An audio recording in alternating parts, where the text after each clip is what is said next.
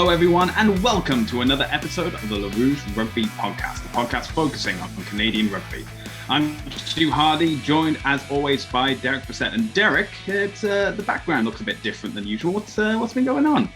Actually, me and my girlfriend moved into a new place this weekend. So the new background behind me is the only corner of the apartment that doesn't have IKEA furniture and discarded random cardboard boxes that we picked up from the LCBO instead of buying actual boxes that are scattered all over the floor. So it's kind of like I actually built the bed just for the sole purpose of having it in the background for the podcast.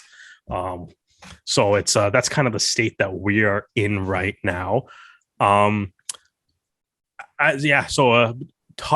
Tough decision on my part to pick the move-in date being the MLR Conference Final weekend.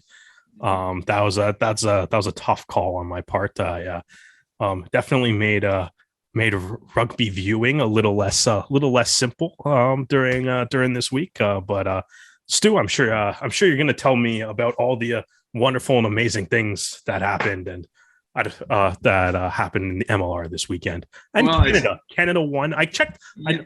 Canada won too. That's always good. That was a good start for the weekend. It's seeing the Canadian women's 15s team getting another victory. That's always love to see. We'll be talking about that later. But as Derek so kindly mentioned, it was the weekend of the conference finals. And we were awarding the new conference champions for both the East and the West. And we'll start up with the West. So this was Houston versus Seattle. I almost had San Diego in my notes. That would have been embarrassing. I was the one that moved. I was distracted all weekend. So just to confirm, I am aware that it was Houston and Seattle. Houston home field advantage in their first ever playoff game too.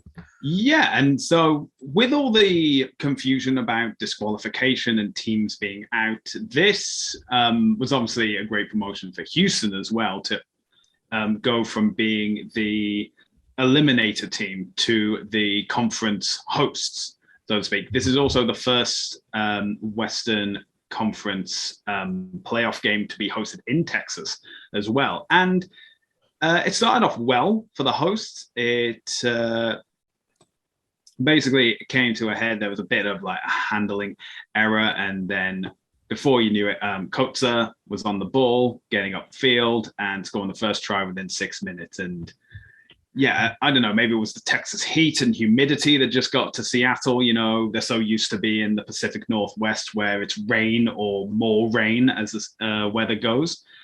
But yeah, it took a little bit of a while for Seattle to get on the board. But when it happened, of course, it was who else but AJ Alatimu getting the first penalty. And you are going to be seeing a lot of Alatimu throughout this game. Of course, Seattle fans already know this. They're not surprised at all that Alatimu was coming in clutch. But yeah, Alatimu scored 4 conversions and 2 penalties. So, you know, not as much as he scored last week, but, you know, a good amount. Like 14 points. That's, you know, nothing to. So, and the only reason why he scored 4 conversions and not 5 because Smith's try was a automatic 7-pointer. So, you know, don't need to do it. But, you know, Seattle proving to the rest of MLR why you should never count them off. No matter how well they did or how poorly they did during the season, if they can make it to the playoffs, they are going to. No matter how poorly they did during the season, no matter how eliminated from the playoffs they are, they will find a way to get it done and make the final no matter. Yeah, absolutely. And, you know, it was a high scoring game by both sides. Obviously, one side scored a lot higher than the other. But if this had been a regular season game, both teams would have walked away with a try bonus point. Dyer got 2 for Houston in the 47th minute, and that was when it looked like Houston were closing the gap on Seattle. They would only be 5 points adrift. But then Mahola got over, then it was Neal, and then it was Matthews for his second, and those were all within the space of 5 minutes, and that was the nail in the coffin, so to speak.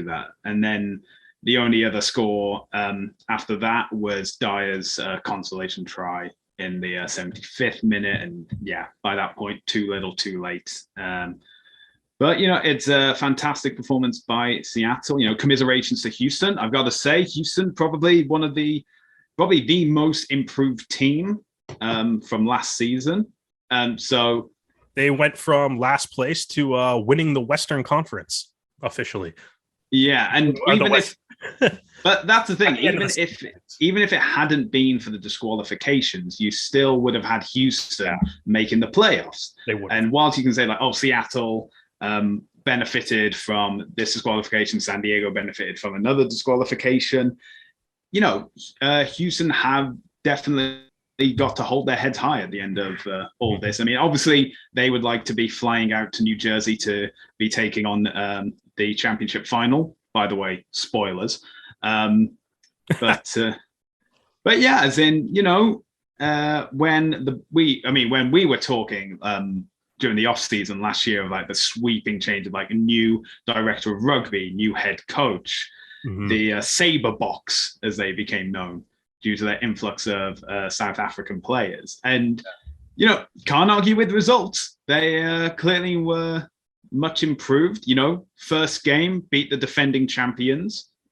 And yeah, so, obviously there's a premature end to the season that they are in this position. But, great platform to be in at the end of 2022. As I've said before, it's the off season. That's when the real work begins. Sure, players will be either going off to international duty or back to South Africa for a bit of R&R. And South Africa. I guess so. Yeah, I guess most probably would do that. Yeah. I mean, yeah, we have the draft coming up in August, and I'm sure deals are being made and like ideas of who they're scouting, of who they want to be with the squad next season. And then, of course, you have to look at Seattle as well, a team that played Houston and beat Houston last time as well. But obviously, it's like they won the battle but lost the war. It felt in that game with Houston claiming the bonus points that they needed. And then all of a sudden, you find out that Austin are disqualified, and you're back into the mix, and you'll be going down to Houston for the eliminator match, and then you find out another team of LA are disqualified, and now you're hosting the eliminator match. And as in, obviously from history, we've seen that as soon as Seattle make the playoffs, they know what their goal is, they know what they need to do, and they've had the means to achieve it. And they're proving it again. They're not just it's like early days, we'll be able to get through it all.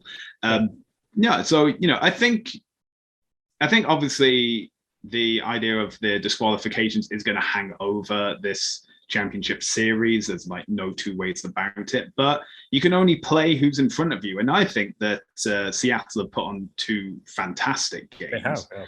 And Houston coming in as the Western Conference final hosts, another fantastic thing. The only MLR stadium that is designed for rugby, and I think that's a good thing to have them in the mix if you host them.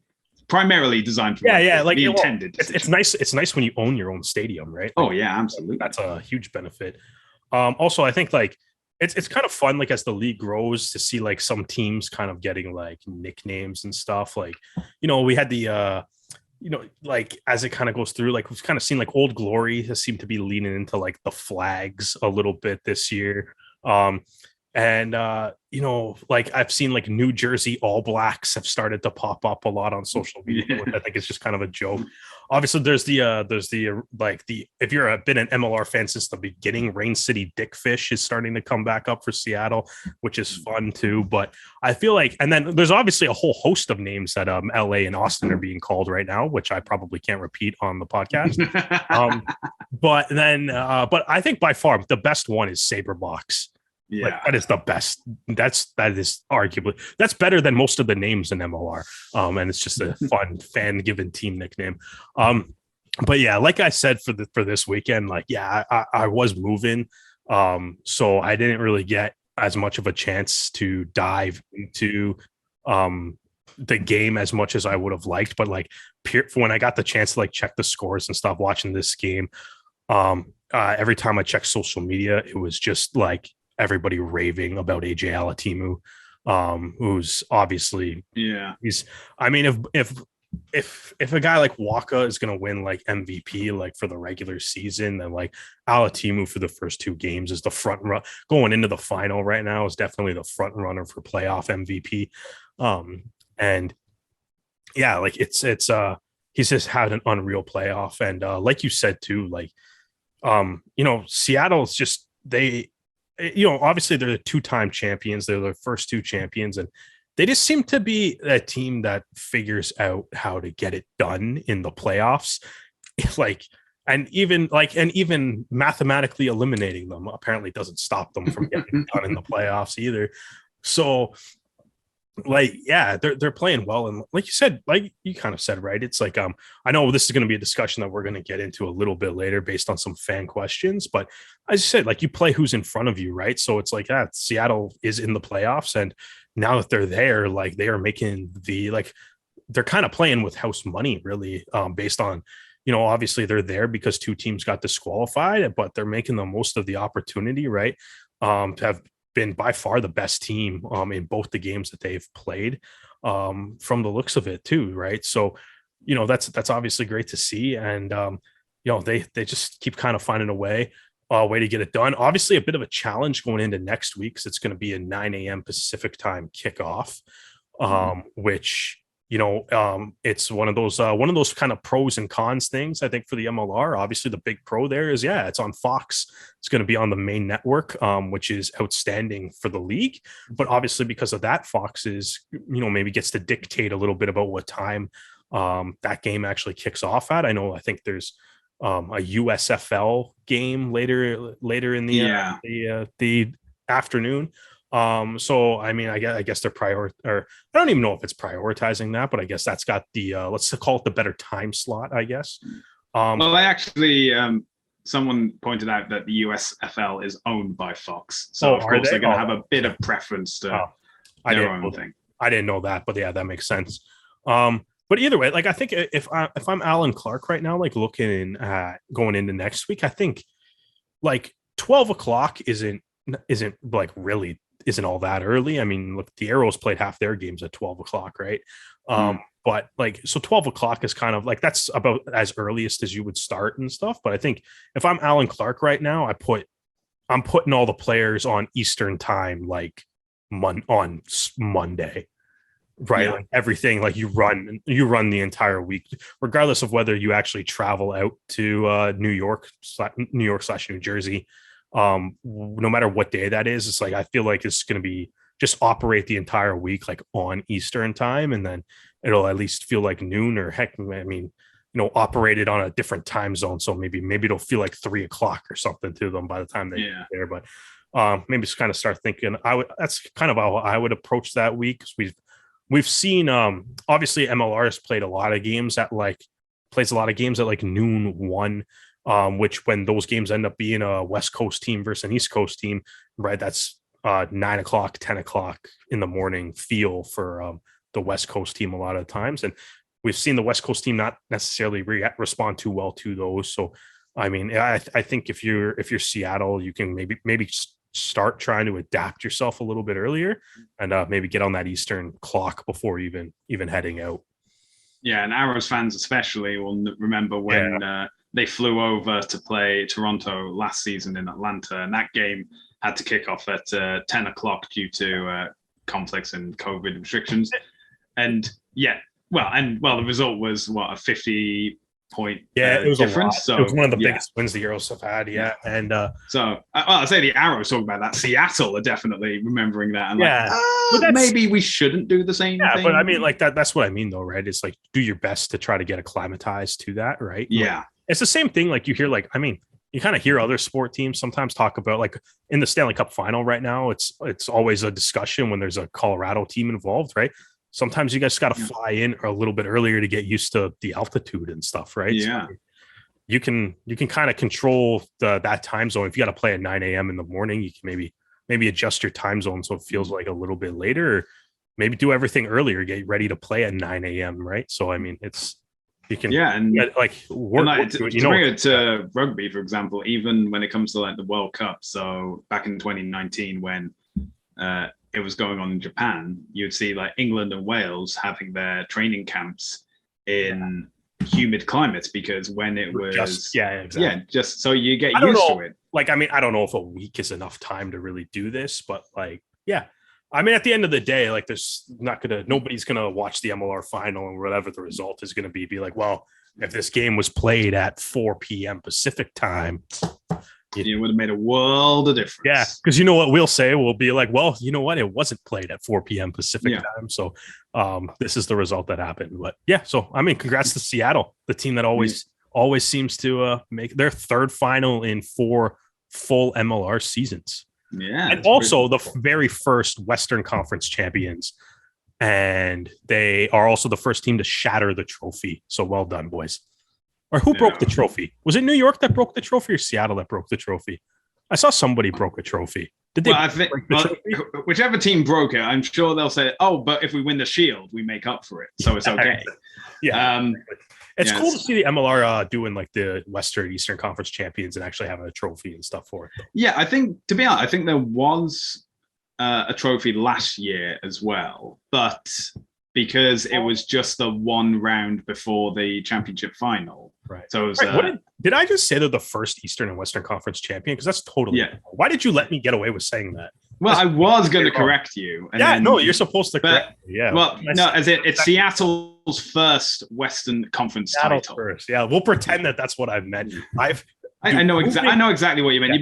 You've been moving house. You've been focused elsewhere. Moving is tiring. That's my excuse for that. I understand. Terrible mistake that I just made on this podcast. Well, no, it's a minor mistake. Don't worry about it too much. But we have been focused on the Pacific Coast and we're now moving to the Atlantic Coast because it is time we talk about the Eastern Conference Final between the New England Free Jacks and Rugby New York. And this was a much closer affair. I think this is a pattern now that's coming out in the playoffs. The West, it seems to be that Seattle will have like massive victories. And then in the Eastern Conference, it's a trying, testing game of endurance of who can hold out the most. And so we had New England starting off with a try by who else but Bowden Walker, who's been magic for New England all season.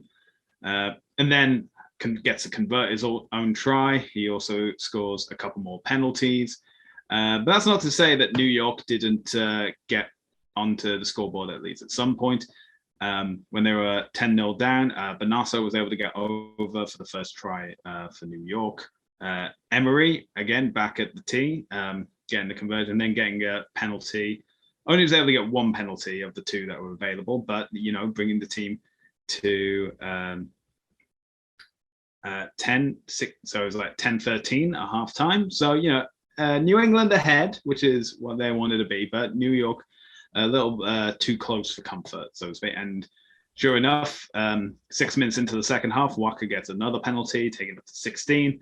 But then finally, the New Jersey All Blacks come to play, and it is Milner Scudder over for the try in the 69th minute, which is then converted by Sam Windsor. And then, so, it's pretty close at this point. There's only like a few points difference from where they are. So they're only like 16-17. So New England aren't out of the fight. But then in the 76th minute, it is a guy who wasn't even listed on the opening video, but was replacing Ed Fidow in the starting lineup. It is, of course, the Canadian Andrew Coe going over for the try. Windsor with a conversion to seal the victory for New York. The final score, New England 16, New York 24. New York actually getting the double over New England after New England got the double over them at home. So, yeah, it's sweet irony. Is this the part where I bragged to you about calling this perfectly and you picked opposite of me, or no? Yeah, go ahead. Yeah, so this basically went down exactly like I told you, man.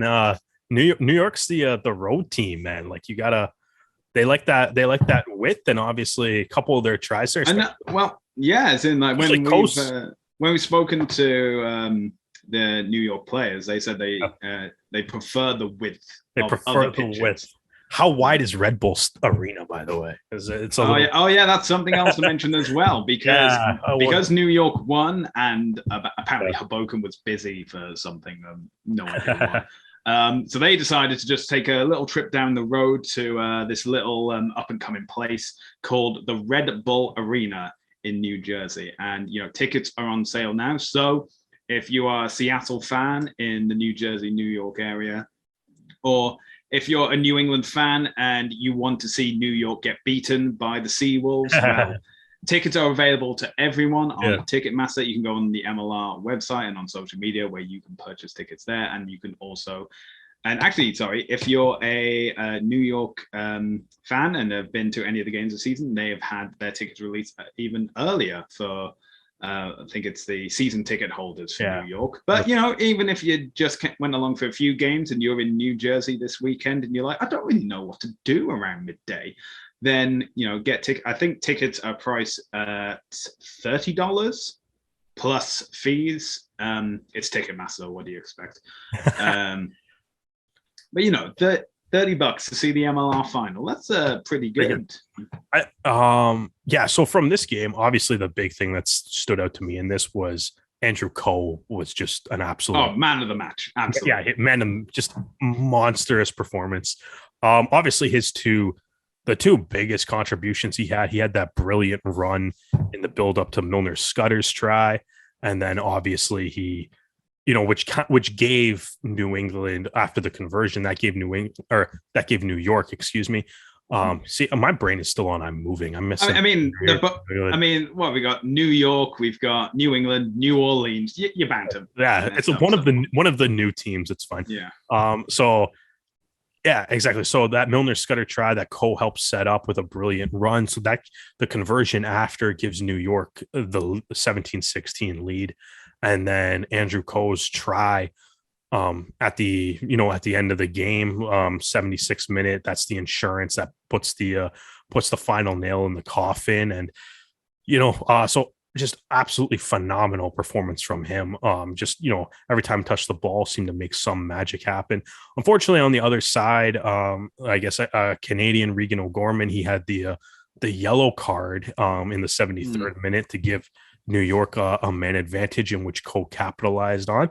I guess there's a bit of controversy on that play because it looked like Kiri hit Waka with a shoulder charge after O'Gorman's penalty that resulted in a yellow. But I guess the officials didn't, because of the first infraction, didn't award it. What happened there? Yeah, I'm not entirely sure. I think this is something that will probably have been spotted by. Well, it was spotted by the TV cameras, so it's definitely been picked up by the citing commissioner, and it may be that he's not traveling down to New Jersey for that game at the Red Bull Arena. So, O'Gorman wouldn't be traveling down there because he didn't get a yellow. No, the New York player. Kiri, yeah. I guess we'll see what happens with that. I don't know if it's it's probably only a yellow shoulder charge anyways, which it's a shoulder, and it can be argued if it's contact with the head, so that would be a red card level offense, which would then contact be picked with up. The head. Is it? I have to look at it again. That's the thing. It's in one interpretation of it hits the shoulder, then moves up to the head. Some say it just comes connected directly with the head. Yeah, it's the fine details, but it's something that's definitely would have had to been looked at after the game anyway. I guess you do bring up a good point, though. If that is something that is being looked at, I guess, you have to take that into consideration for New York heading to the final next week, seeing what that roster is going to look like. But I mean, they're obviously a team that loves playing a little bit of width, as obviously their two big tries to take the lead, and then their insurance to put the game to bed were the back three players kind of wreaking havoc and carving up the Free Jack defense, right? So, like I said, I've said earlier, Hoboken, I mean, for every issue that people always bring up with the pitch is like the biggest one is that it's not wide enough, and I don't think that that's advantageous for Rugby New York because I think they like to Yeah. play this way, right? Which is obviously we've mentioned this a lot. So like that's kind of the interesting thing because they've lost 5 games all year. 4 of them were at home. Like they're a 500 home team. Yeah. So like everyone was kind of like there was obviously for a lot of like the aesthetics and people kind of worried about the image of the league because it's going to be on national TV and they're going to be playing like the possibility, I guess, of playing a game in a high school stadium and stuff. But it's like from like a competitive standpoint, like Rugby New York themselves are probably the guys that are the most fired up about this because that's going to be a field that plays to their strengths as opposed to what their home field actually is, which is the opposite of what a home field should be. But I mean, out of everybody's response, New York's probably the happiest guys to get for this move, right? Yeah, absolutely. I mean, like you said, it's playing into their strengths, and it's designed for soccer as well. It's the home of Red Bull New York. I mean, the clues in the team name, Red Bull New York, Red Bull Arena, makes sense. I wonder if MLS fans yell at that owner for naming the team after a drink too. And his stadium, he named everything after his drink. That is true. And it's not the first time that we've had rugby at the Red Bull Arena. For example, in 2010, the Churchill Cup hosted Uruguay versus Russia, the US versus France A, and the England Saxons versus Canada. It also hosted a game during the 2015-16 Premiership season, which when London Irish and Saracens came out to play on the 12th of March 2016. Draw group round like 14,000. Most recently, it has been the location where the United States played Ireland in the 2017 summer tour. So when the Lions tour was going on, Ireland came over to North America and played the United States, and that was at the Red Bull Arena. So it's not as though this is the first time we're going to have hopefully no teething issues when it comes to setting up the posts and making sure that everyone's where they need to be. And I'm hoping for a good crowd for this. Big stadium, lots of concession stands available as well. Do you know the largest attendance figure for an MLR game? Is that like Utah, including that like Utah preseason game in the first year? I mean, yeah, if you want to include that, I think so. I think it was like man, I want to check. I feel like Utah had like one game randomly in their first year that was like 8,000, I think. Yeah, so I've just found it on Wikipedia. So how far off was I? So that game, not far off. So that was Utah versus Glendale in a preseason exhibition, but that was at Rio Tinto Stadium. So this wasn't Zions Bank Stadium. Yeah. So much bigger capacity. How many people were there? So Rio Tinto can host 20,000. It didn't fill 20,000, but 9,186 is the attendance. So it's off by 1,000. Okay. But second place is the 2021 final, which had 7,389. So that is the number that New York need to beat. 7,389. Even just 7,400. Yeah. It's pretty impressive. Yeah, hopefully. I mean, it's one of those things where it's like, I wonder if, because they just announced the venue today on Tuesday, which only really gives 5 people, or which only really gives people 5 days notice. Jeez, wow, man, this is a rough go today. So it only really gives people like 5 days notice. But so I wonder if that'll affect ticket sales. But I mean, at the end of the day, too, everybody that would host the final would be on like 7 days notice at most, anyways, 7-8 days. Because the way it's structured, right? You don't know who's actually going to the final for like the week before, right? So I don't really know if that impacts it at all, but I guess like I wonder, like, if it wasn't a New York hosting the final, I don't know if it would have been moved to like a different stadium if it was anybody else other than New York, though. Yeah, because it would have been an Eastern Conference team, and I think Veterans Memorial Stadium is more than capable of handling a large number of fans, and also New England does have a loyal fan base as well. And that's not to say that New York doesn't. It's just the fact that when your stadium's only limited to 1,500 people, it's kind of hard to get like the big number to Hopefully back it up. good. Hopefully it's a good final. I hope everybody gets out to it. But yeah, I mean, so that's the game. It'll be this Saturday, New York hosting Seattle at the Red Bull Arena. And if you're like us, you're international, you can't get there. Don't worry, it will be on the Rugby Network. And if you're in Seattle and a flight to New Jersey is a bit out of your price range, it'll be on Fox Sports. So that's where you can watch the game. All right, now we're going from the United States down to New Zealand for the final round of the Pacific 4 series. And first up was Canada versus Australia. Now, it would be a big stretch for Canada to get enough of a points difference to claim the first place spot, but also after that was USA versus New Zealand. So there's absolutely no guarantee that whatever they did would get them to where they need to be, even if they did get it. And, it didn't really go according to plan, so to speak. Australia got the first try of the game. Should also mention that it was absolutely tipping it down with rain. Fell throughout the game. It was mainly heavier in the first half, and I think that contributed to handling errors, penalty count up off the charts, and it was a very stop-start game as a result. So for Australia, got the first try. That was Masters getting it on the 4th minute, with Kramer then getting the conversion on the 5th, and then again penalty error allowed Kramer to get another penalty. So it was 10-0 for the majority of the first half before Totosi was able to get over for a try in the 39th minute, and De Goody was able to get the conversion. So 10-7 down at the break. So not out of it, but considering the conditions, there was also no idea what was going to happen.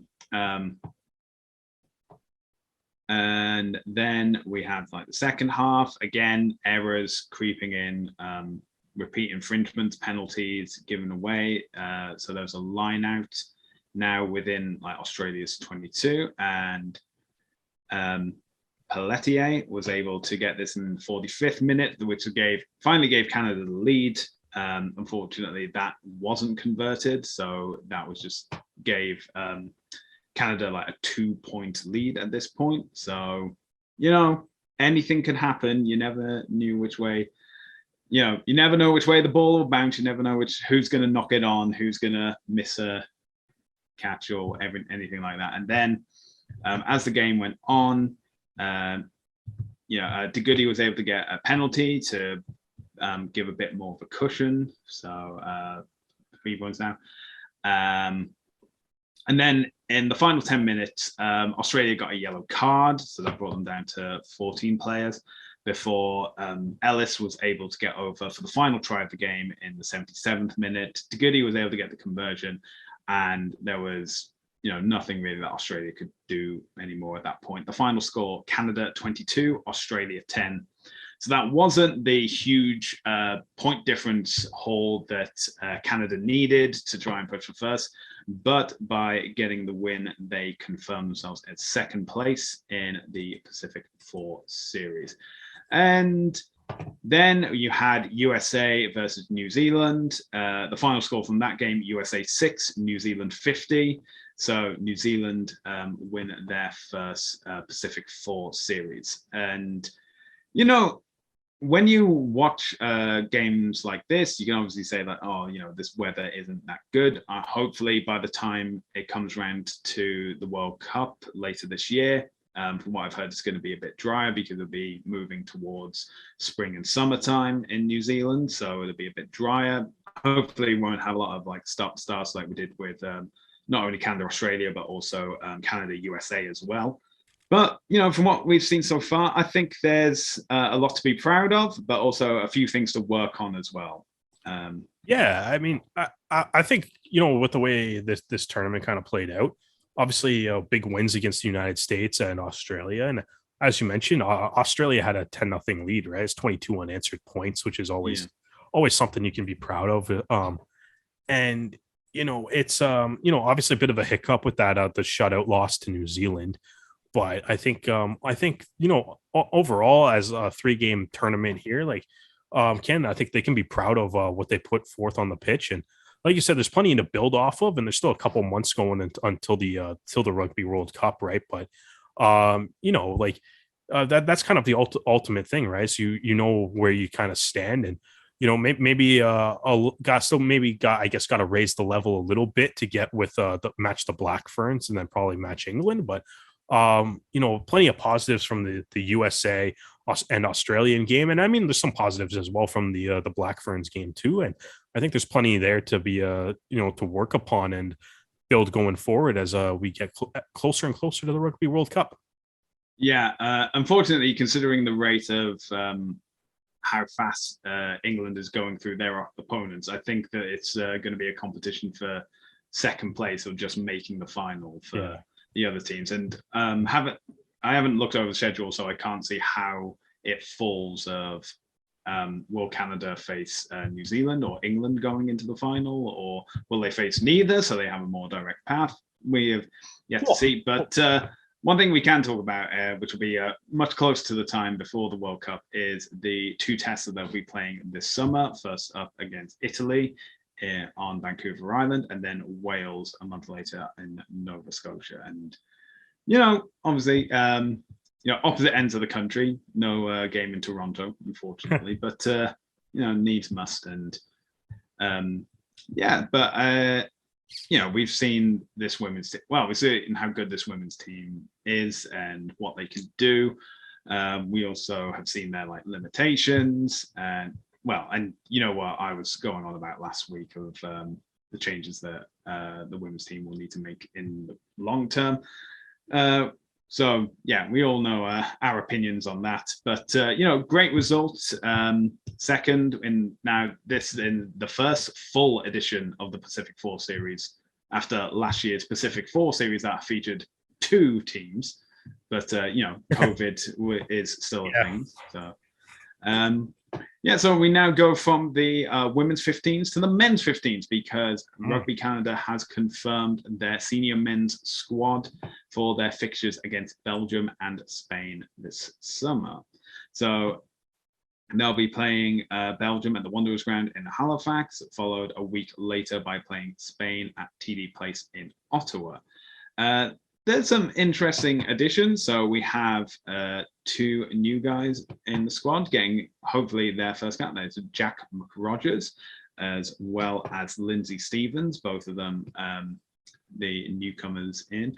But we've also had a few guys from the 7. So we have Cooper Coates, Matthew Oworu, and Brock Webster all coming in after being on the 7 series this season. And that was a bit of a shock for me because I would be thinking the 7s guys would be having their focus turned towards not only the Commonwealth Games, but the final round of the HSBC 7s and then the 7s World Cup in September. And you can argue, but that's a few months down the line. And I'm like, sure. But injuries are a thing. And speaking of injuries, wow, the injury list for this is long. Mm-hmm. These are just some of the players that can't play and either injured or unavailable for selection.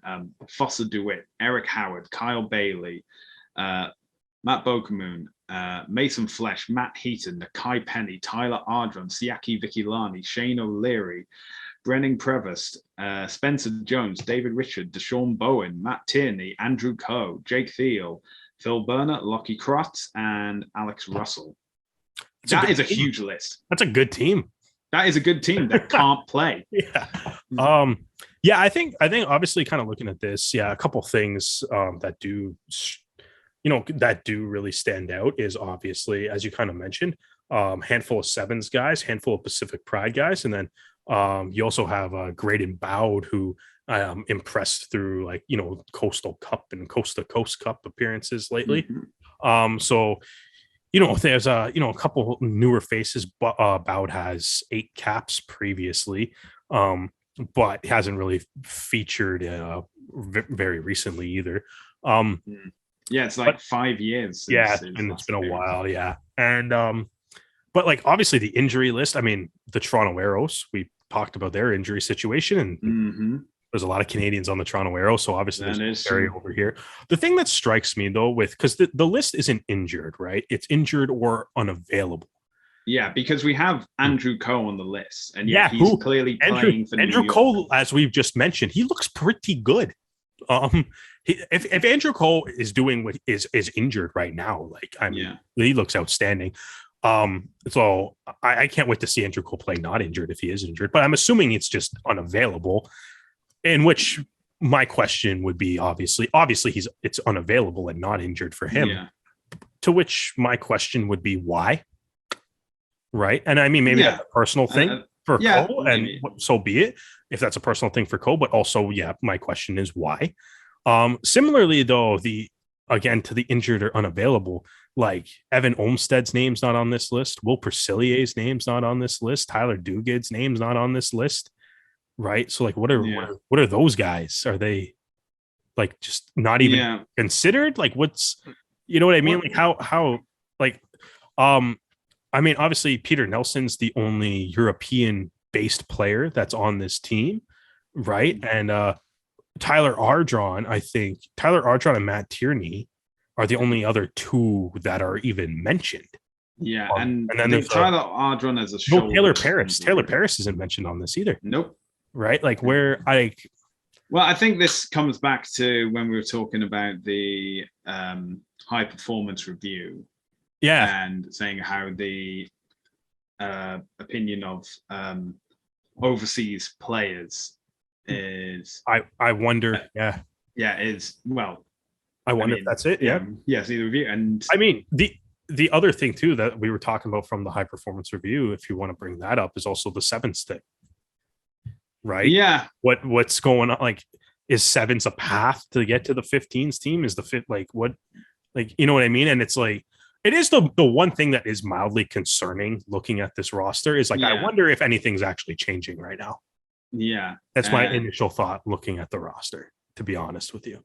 Well, I think with something along the lines of the high performance review is that they did state that if change is going to happen, it's not going to be quick. It's going to be great, because that's that you can argue and say, oh, yeah, we want these sweeping changes to happen. And it's like, yeah, that's fine, but it's going to take a while for them to implement. For example, guys in the sevens, for example, want game time, but they can only do it in sevens competitions. And if the next competitions are the Commonwealth Games, the LA Sevens, then the World Cup. Yeah. And they may say like, look, I'm fit, I'm ready to go. I just need like a bit of game time. And if the 15s are what I have to do, so be it. Yeah. Obviously, after the World Cup, looking ahead to next sevens tournament, including preparations for the Olympics coming up, and maybe it can be restructured for that. And it's things about like the long-term goals and stuff. So that's my opinion on it. If I was a sevens player, and I know there are a few sevens players listed, like Lockie Kratz, for example, who are he's listed as injured, right? Yeah. Well, injured or unavailable. So don't know. But Russell's there too as injured and unavailable. That's another guy played a little MLR and sevens and stuff. Yeah. Obviously, one of the new caps that you mentioned, Matthew Oru, he's also played sevens. Right, he's played sevens and Pride, right? So that's another guy that's kind of doing both too. So, it's obviously something that's continuing. It's interesting that it was. Yeah. I mean, it is something to keep note of because if you want to change, you have to have accountability as well. And if we're pointing this out, that means that other people are going to be pointing out as well. And if the argument is, look, the high performance review came out less than 6 months ago, it's going to take time. Sure, fine, whatever. It's going to take time. But if we're asking the same question, in 2, like it's once again, years, then well, like you said, it's like once again we're asking the question of like, well, where are all the European guys? Like, what are they doing? Especially since now, like a lot of them aren't even listed as injured or unavailable. Yeah, and I mean, top 14 guys are clearly playing for other nations right now too, right? So it's interesting. Yeah. Thinking if that is an issue, if that's an issue, it's definitely, especially since there's young players over there, it's something that Rugby Canada needs to address and fix. Absolutely. Yeah. But let's talk about the guys that are here. Let's not dwell on the guys that aren't here. You got to play. We've got a good selection of guys. What was it? It said that there's obviously a lot of talent from MLR. In this squad, we have guys from Toronto Arrows, obviously. The Canadian Embassy at Old Glory is out in full force with Fraser, Ilnicki, and Campbell. So I must have gone past his name. My bad. Sorry, Luke. We also have Hinge, San Diego. We've got guys from the Free Jacks, LA as well, because, hey, if you're not in the playoffs, then at least you can be available for national duty. We've got with the exception of the Arrows, I think LA is the most represented team on here. Yeah, well, they've got Thomas Stevens, Sears Duru, and of course, and of course Ben Lesage as well. So, a good pick to have. And now that we've got a list of the 30 guys that are going to be in the 15s, Derek, why don't we go through a run through of who our starting 15 would be from this team? So let's start off with the front row. Who do you have for that? So when I was kind of looking at my team, I kind of went with, if available, I want to, like, as we're kind of moving forward with Rugby Canada and stuff, I want to see what we got on some of the younger guys. So okay, the squad's going to lean a little bit like that. Obviously, there's some exceptions. So my front row, I went with Justice Sears Duru, Jack McRogers, and Tyler Rowland. Okay, all right. So go on. Yeah, my view of doing this game was I had main loyalty to Toronto, but I was also willing to mix it up and have like a few guys in different places. But if it's a case of you used to play for Toronto, I may pick you. But then again, I'm just having fun. I'm not a coach, so I've got an all Arrows front row. So I have Keith, Quatrin, and Roland. So we both picked Roland. So I think Roland, obviously. I mean, the reason I picked Roland really is there's two tight head props on this team, right? It's Roland and Mickey. Cole Keith can obviously play tight head, but from everything I've heard is that the Arrows and Rugby Canada clearly want him as a loose head. So I'm treating him as a loose head. So I'm going to go. So Roland, I'm starting at tight head just because he's clearly the younger option. And I mean, I think McRogers has been outstanding this year and, has obviously played his way onto the team based on his MLR performance. And I want to, I mean, and it's not a knock against Andrew Quatrin. It's just that at the end of the day, these are two games that don't really amount to anything other than a test match, right? So so I think that's they're the perfect type of games to try some new guys and see what you got. So I would start Jack McRogers. All right, fair enough. Okay, let's move on to the second row. So I chose Larson and Keys. Yeah, I went with Larson because, I mean, like I said, there's going to be some exceptions to my young thing. But number 5, man, I'll put Donald Carson in from UBC, right? So we'll get some guys. Let's get some guys, some some of the younger players, game time and stuff. Yeah, right? I get that. But I'll be honest, the only reason why I went with Keys is so I wouldn't get mixed up between Larson and Carson, because I had a feeling. I feel that if I was commentating on that, I'd be, it's up to Larson, no Carson. Sorry. All right. So it's like, what's crazy though is that there's like 5 Carsons, right? So I mean, they could all end up here at some point. Who knows? That'd be wild. That'd be a wild game call on that one. Yeah, it's going to be like Wales and Jones.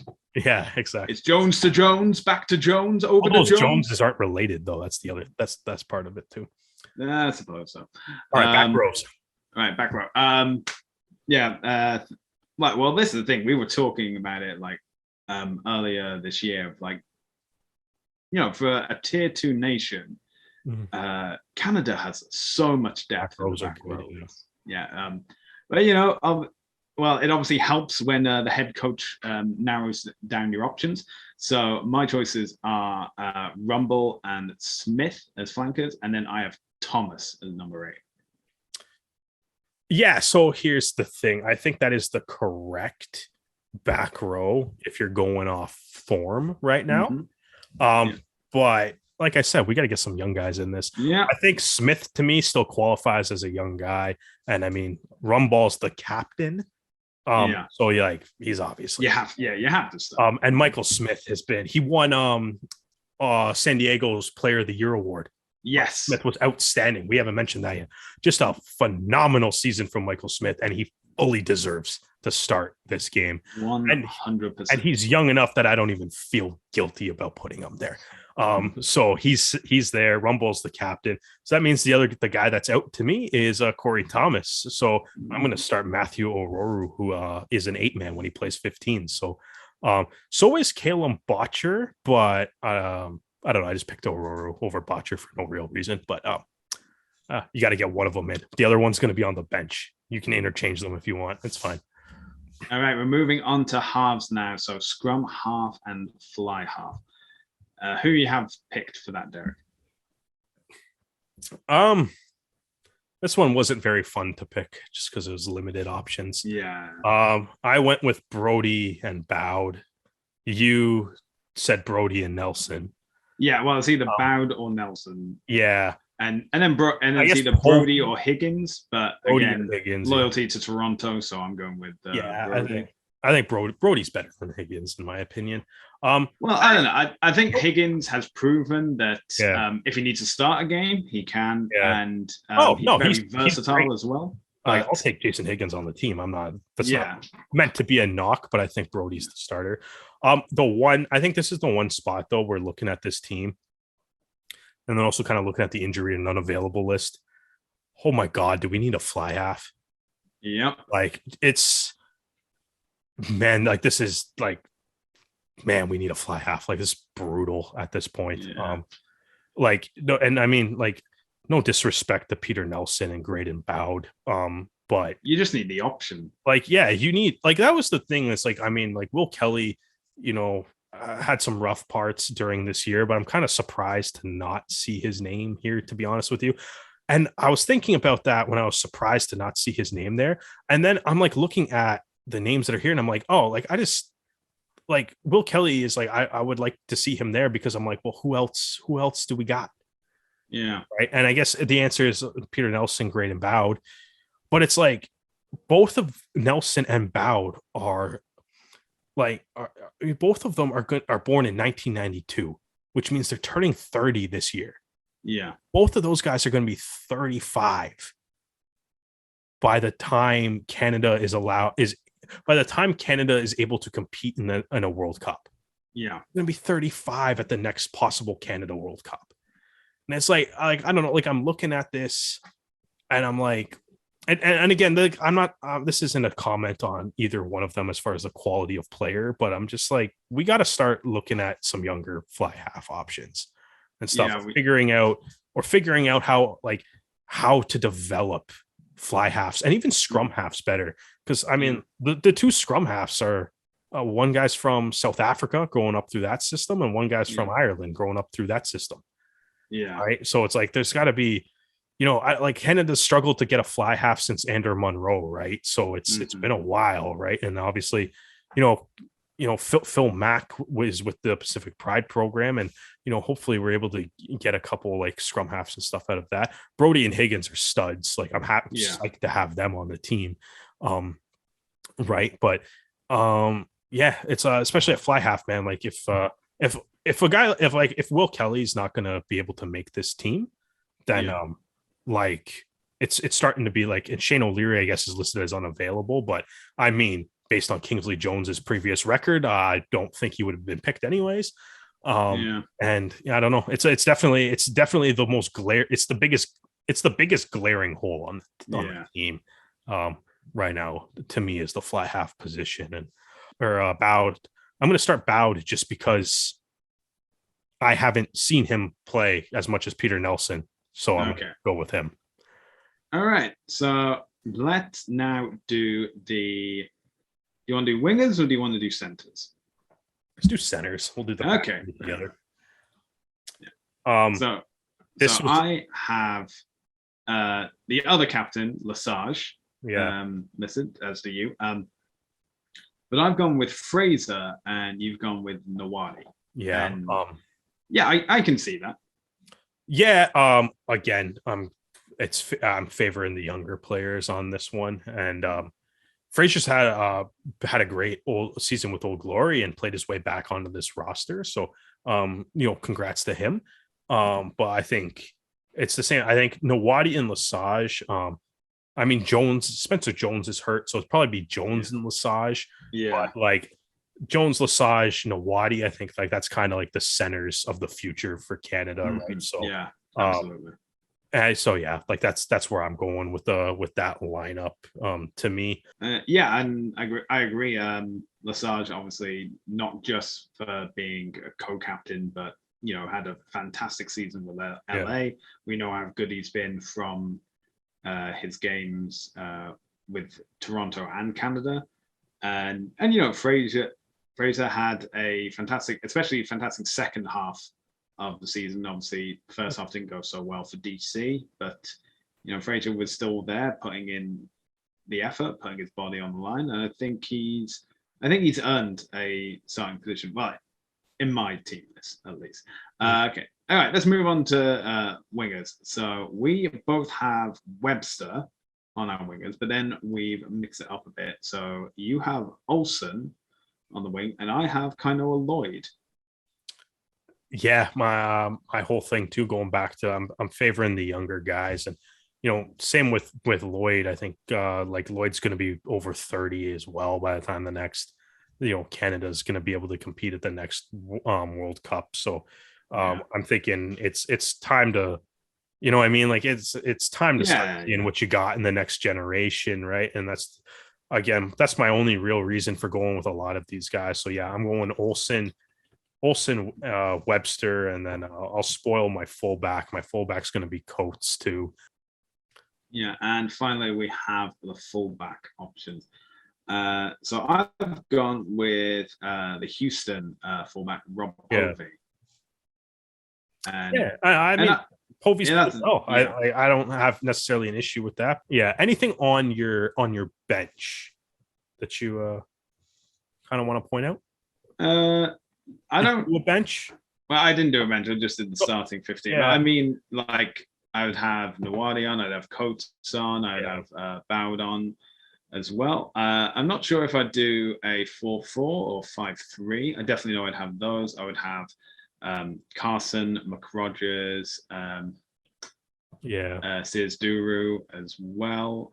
And I just didn't go into the bench that much. I did Quattrin, Keith, Nicky, Thomas, Botcher, Higgins, Fatorik, and Frazier was my bench. Okay. Like I said, like Fatorik, Botcher, definitely get the young guys. I was tempted to go Liam Murray and then put Cole Keith as a tight head. But I'm just not sure that that's something that Rugby Canada would do, to be honest with you. So well, we're not coaches for Rugby Canada. We're just Nicky being the other tight head prop, kind of put that one in. And Keith's still young enough that I don't want to have him there instead of Murray. But yeah, I don't know. So that's kind of, I don't know. My philosophy on it is like, it's time we have to turn the page and stuff. So especially in games that are just kind of test matches, and building towards a trophy or any sort of tournament. Like I think this is the perfect time to get some of the younger players in. And it's as tough as that injury list is to look at, it's it's also one of those things that opens the door for some of these younger guys to maybe make this lineup, and hopefully a whole bunch of them take some opportunities and run with it. Yeah, so actually, something to mention out because we're recording this podcast on Tuesday instead of the regular Monday. We put out a question to our fans and just asking if they had any questions they want us to answer. And CC Payne actually asked us what is our starting 15 for the test matches against Belgium and Spain. So there you go. But CC Payne also asked who replaces Kingsley Jones. So the way it looks at the moment is that Kingsley Jones will remain as head coach until after the 2023 Men's Rugby World Cup. And this is going to be a big search to do because obviously the coach of the men's 15s team will have a lot that needs to be done. They'll need to be able to prepare the team coming up for the qualifiers for 2027. And, after what's happened over this World Cup cycle, the work needs to be done. So I'm not going to say this as like this is going to be accurate, but more a question of who would you like to replace Kingsley Jones as head coach? Derek, do you have any thoughts on this? My first thought is who says he's going to be replaced. It's just what fans all kind of assume. Yeah. Fans seem to want it, but I mean, I still go with like if you're going to do it, the time to do it was now or previously in this offseason. I know the argument for it is because when a lot of the times when sports coaches get quote unquote fired, right, you still got to pay out their contracts and stuff. And I know that maybe the argument going forward is that might be expensive to do. But the other question is also like, what do you value more, time or money? Like, are you willing to give up a year because you don't want to like pay for a different coach to come in while you're paying Kingsley Jones's contract?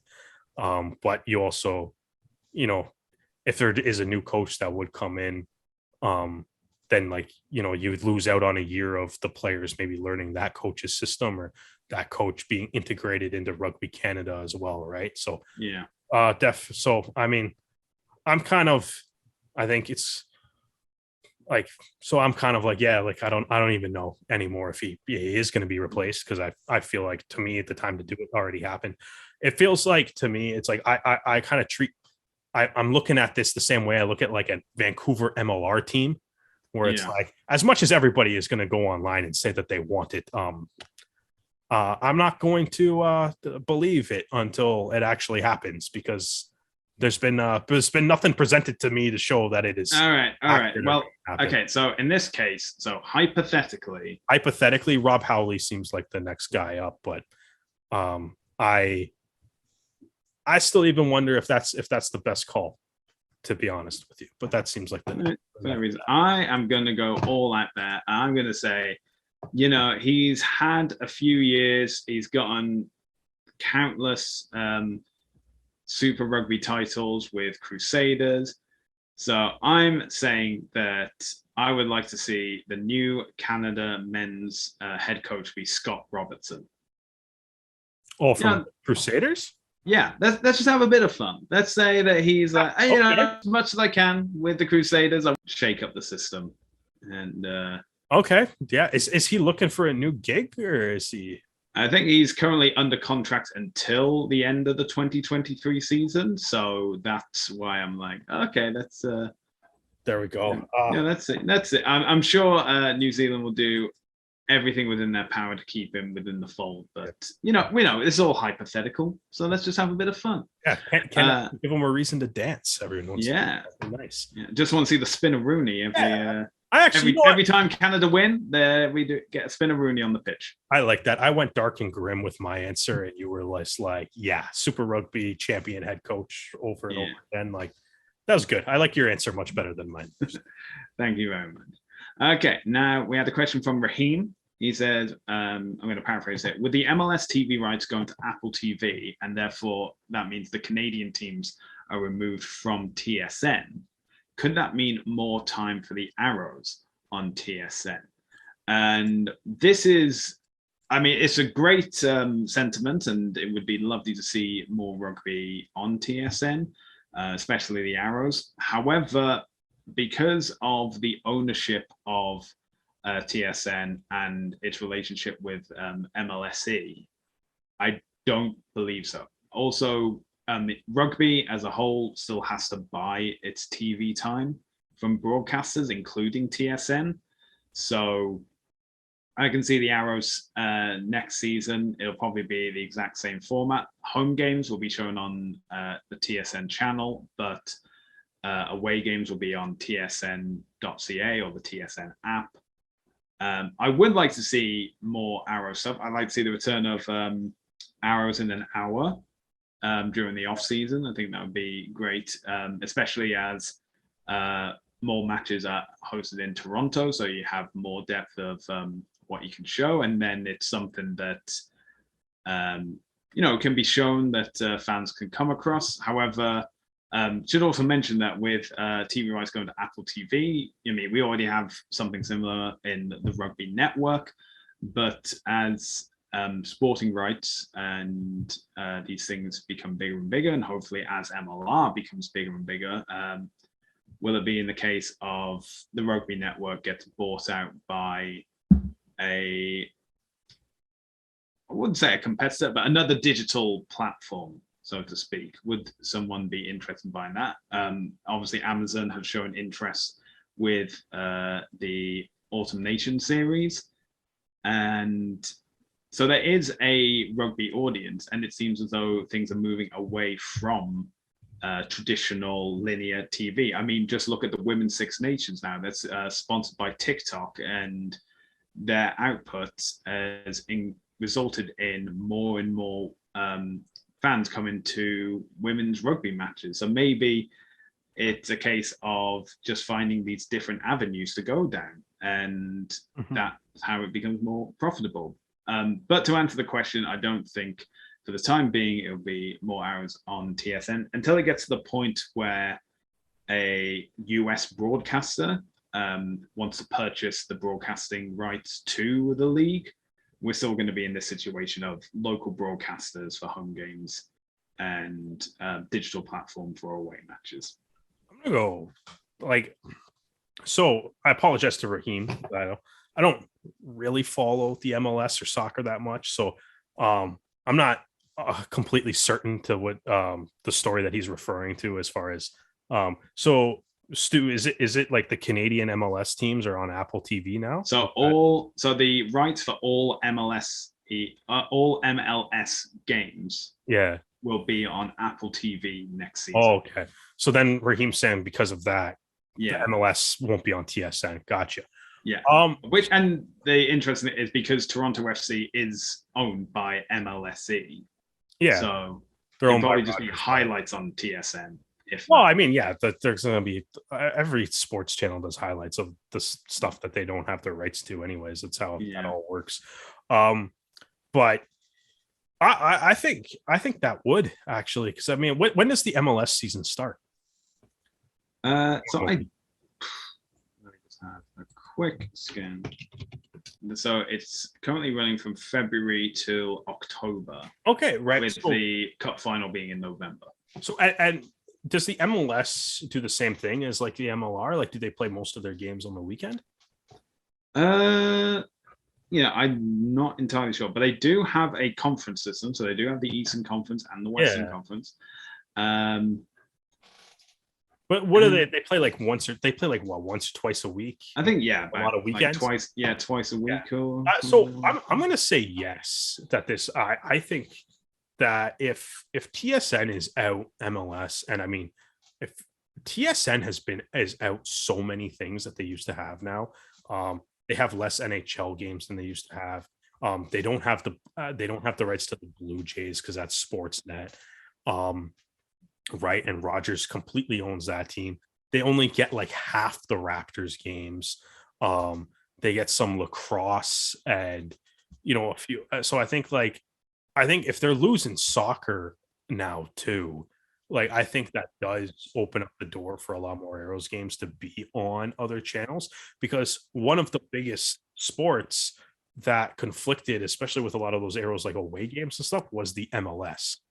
It was the MLS and UFC were the two biggest time I guess conflicts that TSN opted to go with the more well-known property, I guess, right? But I think if TSN's losing another property here, then I totally think that it opens up the door for like more rugby related content, right? Like they're showing that they're happy with, like, they're obviously, they obviously have a lot of some interest in rugby, right? So they show like the Super Rugby games, they're showing the Pacific Four, they're showing World Rugby, things like that. And they've obviously been showing all the Arrows games and MLR during the years, right? So if they're down another property, then yeah, that could be an opportunity for the Arrows and the MLR in general to jump in on TSN, because they're going to need something to fill some gaps, especially since they don't have any of the rights to the NHL playoffs. So once it hits April for them, like, one of the biggest things that they can broadcast is no longer available to them. So I think it could, if they're if TSN continues to kind of lose properties and stuff, then yeah, like the MLR could be something that shows up more on TSN. Okay, that's an interesting approach. I didn't think of it that way. All right, next question comes from Pro Sports Podcasters, and they ask, if Seattle wins the championship final, do we put an asterisk next to this title because of the disqualifications? And my answer is no, because you can argue that, yes, Austin finished in table higher, and LA finished in the table higher, and technically Seattle were eliminated in the penultimate week of the regular season. Only me. However, if you want to make the championship series, don't break the rules. Yeah, I think that's going to be one of those things, right, where it's do you put an asterisk on it? Obviously it's kind of a weird year, but I think, like, if you want to talk asterisks, I think it's going to come down to what ultimate, like, I mean, it's obviously there's no actual asterisks, but like, as far as public opinion, right, I think it's going to come down to when we actually find out what happened between Adam Gilchrist, the two teams, and Major League Rugby. And if it comes out as to what happens, and the fan base and the public in general look at it as like, oh, like, well, yeah, you guys deserve that punishment, then obviously it won't. If it comes out where we're like, oh, hey, maybe that's a little harsh, then this conversation might come up. But I think too, the other side of it too is, like, I mean, if you want to talk asterisks, I mean, I think if I don't personally believe that this is going to necessarily have an asterisk on it, but because, like you said, right, it's like, if like the two teams are like cheating the whole time, then like if they're cheating, then like if LA won, then we would have slap an asterisk on it too, right? Like, but it's like, I think also it's the unfortunate thing is it's obviously, as we kind of mentioned, it's not the best look for the league. And I mean, Nee from Pro Sports Podcasters kind of worded the question of, if Seattle wins, would you have an asterisk? But I mean, there's going to be people that's like, if New York wins, I'll still say it's an asterisk because you didn't beat LA or you didn't beat Austin, right? Yeah. Like, but then my rebuttal is, you can only play who's in front of you.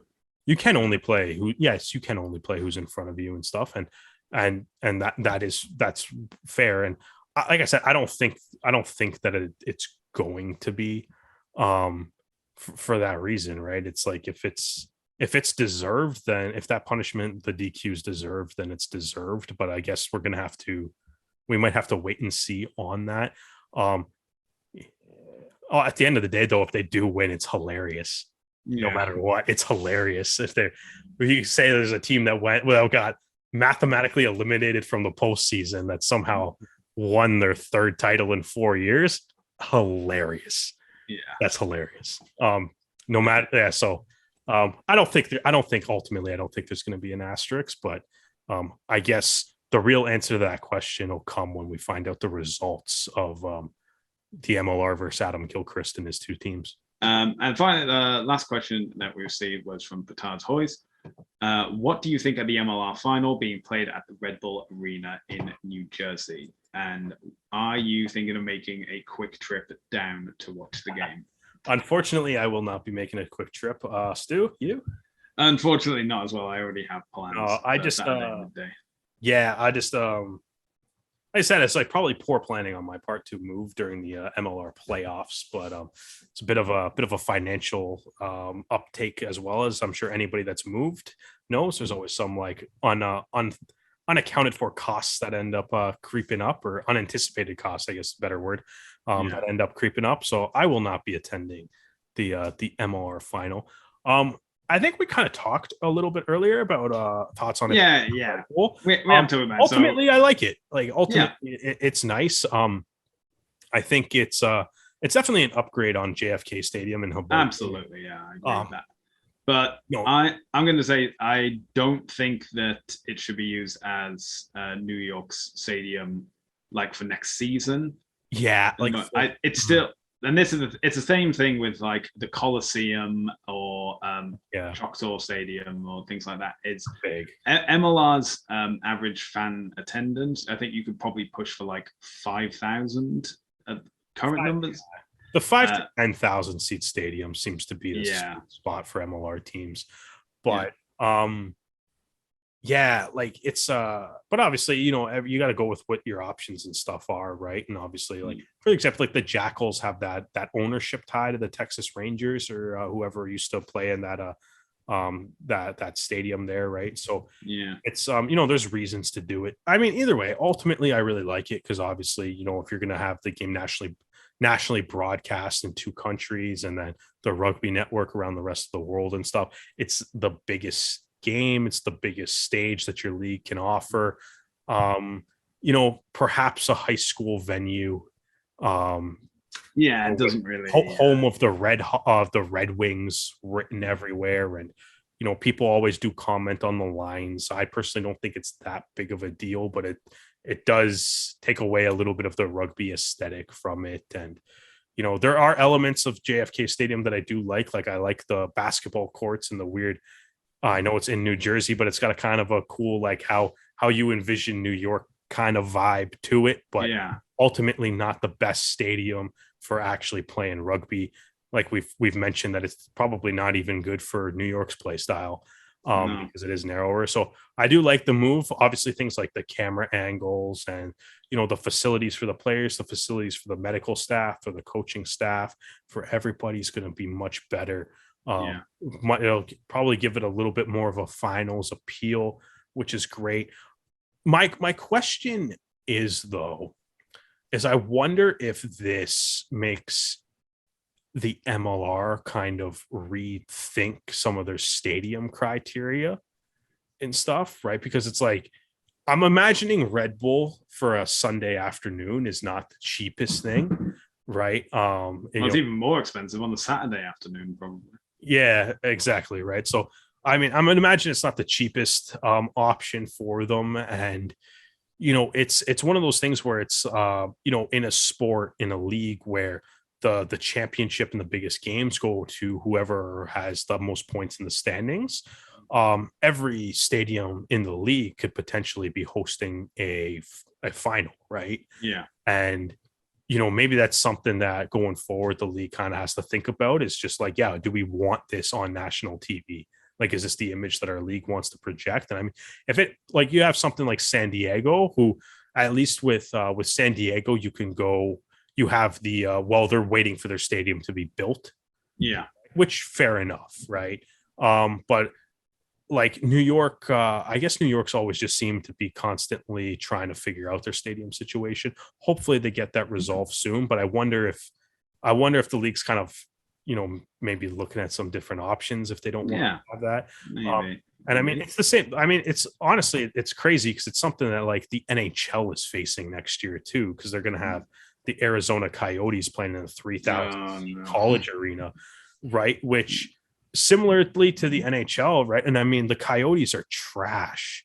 But like, in theory, they could make the Stanley Cup final. Yeah. And if you're the NHL and you're approving them to be allowed to play in this 3,000 seat college arena, then you have to be prepared for the fact that the biggest games of your season, right, are going to be played in a 3,000 seat college arena. Yeah. Right. So, I wonder if going next year, if it changes up a little bit of the standards for what MLR stadiums are going to have to be, because renting out Red Bull probably isn't the cheapest option for MLR, and maybe they would maybe they'd prefer to have everybody be playing in stadiums that they're cool with being on national TV. Yeah, but ultimately, I think we both agree it's going to be a good game to watch for the championship final.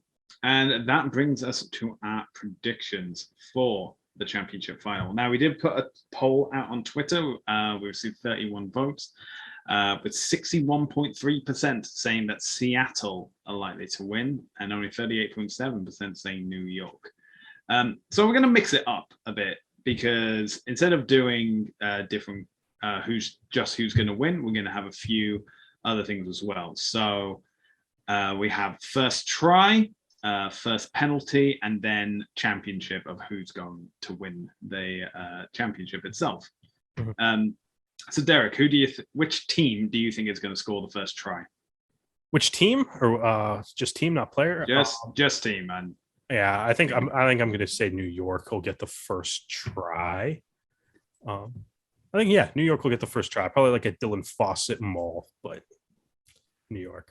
Yeah, I'm going to go with New York as well. I think I know that Seattle does have a great attacking platform, but it also seems like it takes a while for them to get fired up. So I'd say first try, New York as well.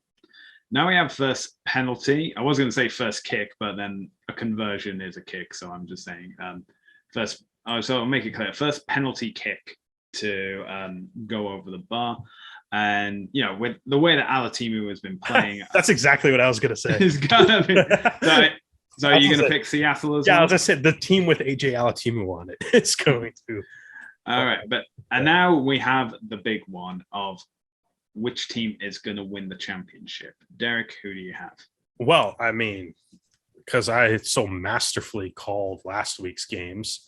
And then on our podcast last week, I said New York, Seattle was going to be my final. And then if it came down to it, I was going to pick Seattle. Didn't account for Red Bull's arena when I made that prediction, but just because I made it last week, I feel like I have to stick with it. So I'm going to go with the Seattle Seawolves to, get their third championship in four full MLR seasons. No asterisks knee, and a lot of hilarity though. Yeah, it's kind of funny. Let's be realistic. It's kind of funny. So because it's now a wider pitch, and also because I don't want it to be we've just picked the same thing 3 times. The point useless, and because they won't have to travel across 3 different time zones to play this game, I'm going to say that the 2022 MLR champions will be New York. Go All Blacks. Yeah, the New Jersey All Blacks. And if you're looking to watch the final and you are not in the United States, you can watch that on the Rugby Network. And if you are one of our listeners south of the border, it will be on Fox Sports. Derek and I have given our predictions, but if you're looking for the Toonies predictions, you can find that on our TikTok account at Rouge Rugby. You can find us across all social media platforms, including Facebook, Twitter, and Instagram at Rouge Rugby. If you enjoyed listening to this podcast, you can listen to more on Anchor FM, Spotify, and Apple Podcasts. And if you want to watch videos of the podcast, as well as clips of our interviews with Canadian players in Major League Rugby, you can do so on our YouTube channel, again, at Rouge Rugby. Derek, where can the lovely people find you on social media? I'm at Percent the Jet across all social media platforms. And thanks to everybody that submitted a question for the podcast this week. It's they're fun to answer. Always some fun conversations, and we should probably do this a little bit more often. Absolutely. And you can find me on social media, mainly Twitter and Instagram, at Hardman, spelled H4RDMAN. And if you have any other questions, you can send that either to at the Rouge Rugby or to our social media channels that we've just given. Well, Derek, I think that's time to call an end to this week's edition of the podcast. Thank you for joining me. And thank you all for joining us for another episode of the Rouge Rugby podcast. We hope you can join us again next time.